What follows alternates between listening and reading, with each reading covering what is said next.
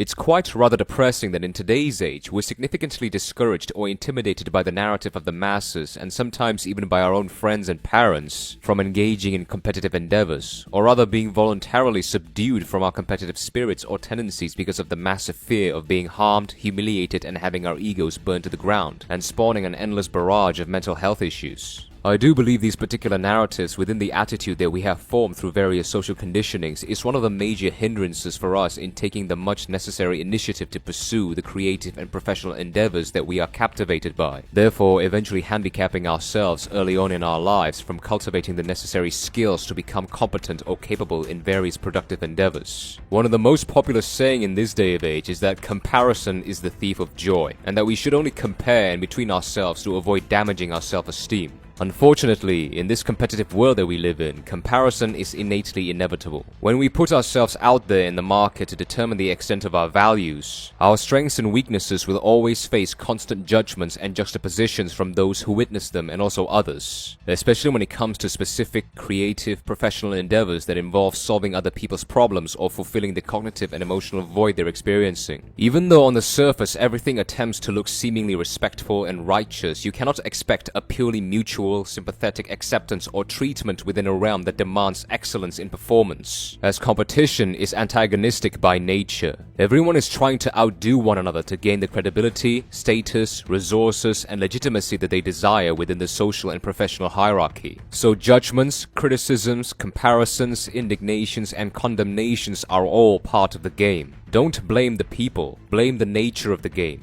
Like for example, in this self-improvement YouTube world, as much as I don't want to compare myself or compete with anyone within the same realm of endeavor, you gentlemen, the audience, the market, will inevitably do it for me and them regardless. Who is better at this and that, bluntly pinpointing our strengths and weaknesses, weighing them up all together and giving us the credibility and attention accordingly to your own individual judgments. This is just the competitive nature of the business, and it happens everywhere whether you like it or not. On one hand, it is true that too much comparing and contrasting ourselves with other people, which most of us are doing, will eventually lead to utter apprehension in terms of the circumstances and choices of our lives, due to the eventual unrelatability and inapplicability of other people's circumstances and choices in reference to ours. Because the more we mindlessly or carelessly compare, the more we become idealistic and fantastical in our approach, and thus bringing us further away from the realistic or rational expectations of our own circumstances that we live in. Like for example, it is preposterous for me to extensively compare and contrast myself against PewDiePie, who is operating in a different niche of endeavor and who is an early adopter on the platform.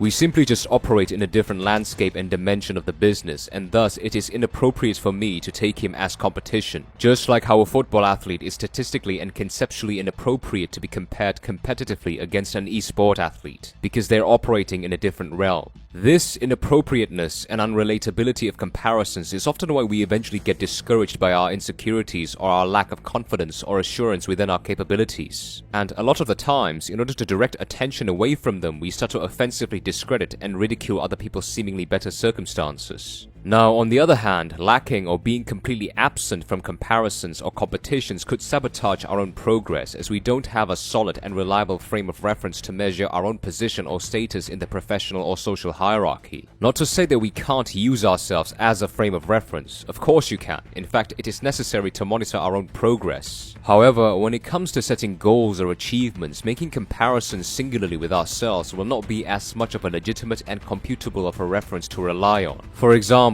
say you want to eventually reach an elite level in weightlifting, without the past or present data and information from other weightlifters to compare and make a sound judgment and reference from. How can you exactly know when you've reached that quote-unquote elite status you are pursuing? By self-proclaiming that you are an elite? I don't think so. You need information from your competition to solidify your judgments further to determine your position in your personal journey more effectively and legitimately. So you see, gentlemen, from an objective point of view, you should not use comparison and competition as an avoidant excuse for the threat of self-deprecation and feeling pathetically sorry for yourselves, which are entirely within your control, or because you fear that that single moment of defeat or inferiority is literally the end of the world for your potential to excel at your chosen endeavor. Shut the fuck up. It's not. You will learn and grow more from getting the worst from competing against a superior individual than any of those who laughed at your defeat, because they never had the balls to measure their capabilities while you do. Do not fear to compare and compete. You entirely avoiding competition is the same as taking away the best opportunity to showcase or demonstrate your capabilities while also robbing yourself the best chance to evaluate your potential. Change your attitude around them and utilize them as a motive for your thirst towards excellence instead.